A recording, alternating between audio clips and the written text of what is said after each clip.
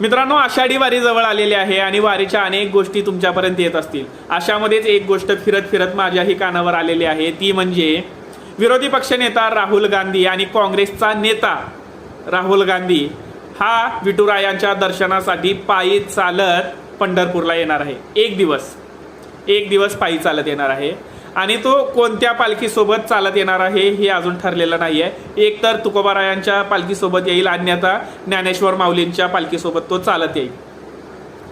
आता महत्त्वाचं हे आहे की तो वारी चालतच का येतोय आणि वारकऱ्यांना साथ का घालतोय.